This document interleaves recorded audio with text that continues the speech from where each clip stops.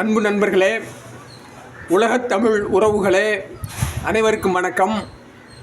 இது தமிழ் மூலம் ஹிந்தி கற்போம் நிகழ்ச்சி. பாடம் 41 முற்றிலும் இலவசமானது. ஆர்வமுடையவர்கள் சப்ஸ்கிரைப் செய்து இணைந்திருங்கள். பாடம் தொடர்கிறது. வாங்க. இது சாதாரண இறந்த காலம். இதில் செயற்படு பொருள் குன்றா வினை. அதான் நம்ம கவனிக்க வேண்டியது. ரொம்ப முக்கியமான பாயிண்ட் என்னன்னா, எழுவாயுடன் நே உருபு சேர்க்கப்பட வேண்டும். பை டிஃபால்ட் எல்லாம் கவனிச்சிங்களா? பை டிஃபால்ட் அந்த எழுவாயோட நேங்கிற உருபை சேர்க்கணும். பாருங்க, நான் பார்த்தேன். मैंने देखा, தாங்கள் சொன்னீர்கள். ஆப்னே கஹா. செயற்படு இங்கே அடுத்த பாருங்க, இன்னொரு முக்கியமான பாயிண்ட்டு.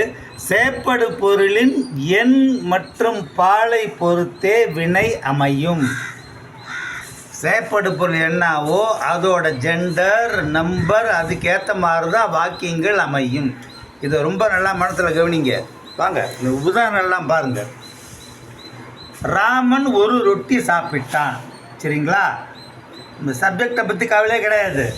ராமன் ஒரு ரொட்டி சாப்பிட்டான். ராம் நே ஏக் ரொட்டி காய். ரொட்டிங்கிறது பெண்பால். சரிங்களா? ஒரு ரொட்டிங்கிறதுனால ஃபெமினைன் சிங்குலர். ராம் நே ஏக் ரொட்டி காய். அப்போ உங்களுக்கு ஒரு சந்தேகம், ப்ளூரலில் வந்தால் எப்படி சொல்கிறது? அதையும் பார்த்துருவோம் வாங்க. ராமன் 10 ரொட்டிகள் சாப்பிட்டான். அது எப்படி சொல்லுவீங்க? ராம் நே 10 ரொட்டியாங் காயி. ரொட்டி ப்ளூரல், ரொட்டியாங் காயி ப்ளூரலில் வருது.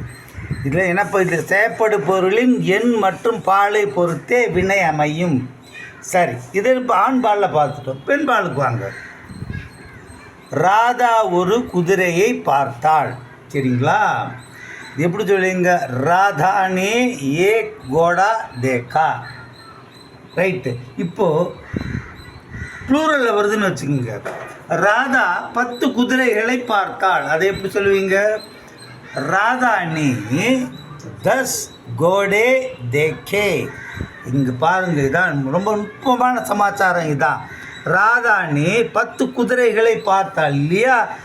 10 கோடா ப்ளூரலில் வரும்போது கோடே. தேக்காங்கிறது தேக்கே. இந்த இது பாருங்கள். ராதானே ஏக் கோடா தேக்கா. ஒரு குதிரையை பார்த்தாள். ராதா 10 குதிரைகளை பார்த்தாள். ராதானே 10 கோடே தேக்கே. செயற்படு பொருள் மறைந்திருந்தாலும் அல்லது அதனுடன் கோ வேற்றுமை உருபு சேர்ந்து வந்தாலும் வினைச்சொல் ஆண்பால் ஒருமையிலேயே முடியும். ரைட்டுங்களா?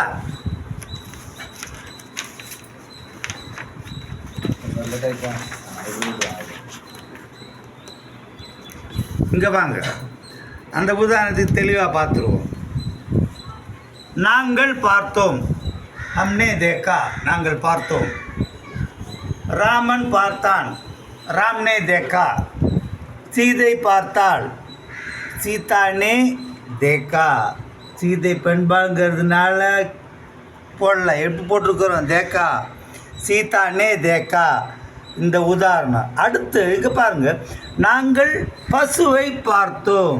ஹம்னே காய்கோ தேக்கா.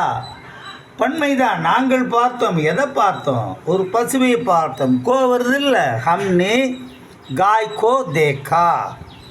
ராமன் பசுவை பார்த்தான். ராம்னே காய்கோ தேக்கா. சீதா பசுவை பார்த்தாள். சீதானே காய்கோ தேக்கா. இங்கே என்ன கவனிக்கணும்னா, ராம்னே காய்கோ தேக்கா, சீதானே காய்கோ தேக்கா. இது ஆண்பால், இது பெண்பால். ஆனால் இந்த கோ வருது பார்த்தீங்களா? அதனால இப்படி தான் வரும். இதாங்க இந்த ஃபண்டமெண்டலை நம்ம நல்லா புரிஞ்சுக்கிட்டோன்னு வச்சுக்கிங்களேன். இதை நான் கொடுத்துருக்கிறது கொஞ்சம் தான் கொடுத்துருக்குறேன். நீங்கள் உங்கள் பாணியில் நிறைய உதாரணங்களை போட்டு பாருங்கள். எழுத எழுத பேச பேச அற்புதமாக வந்துடும். பயமே வேணாம். சரிங்களா? நம்ம அடுத்தது 42வது கிளாஸில் சந்திப்போம்.